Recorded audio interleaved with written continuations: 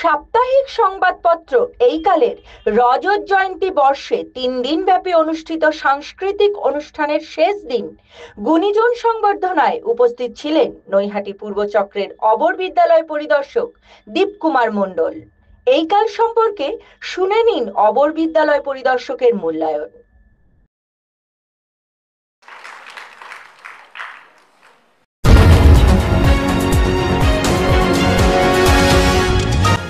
আপনারা দেখছেন এইকাল.in, সঙ্গে থাকুন, ভরসা রাখুন।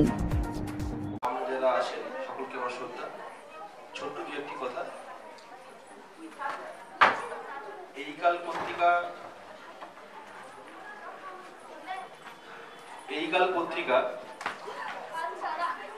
25 বছর পার হয়ে তার পথ চলা শুরু হওয়ার নতুন রূপে আমরা শুনলাম সম্পাদকের মুখ থেকে যে কোভিডের পরে প্রিন্ট মিডিয়ার কিছু পজিটিভ কিছু নেগেটিভ ইস্যু আছে, সে সমস্ত কিছু তারা ওভারকাম করেও কত সুন্দরভাবে একটা পত্রিকাকে এগিয়ে নিয়ে যাচ্ছে। আমরা আশা রাখবো এভাবেই উত্তরোত্তর বৃদ্ধি পাবে, এইকাল পত্রিকার শ্রীবৃদ্ধি আরো হবে। এবং আজকে আমাদের মঞ্চে যে নাটকটা পরিবেশিত হবে আপনাদের সকলের জন্য, আমাদের সকলের জন্য, আমরা সকলেই খুবই আগ্রহের সঙ্গে সেটা কখন শুরু হবে সেটা আমরা দেখব বলে ওয়েট করছি।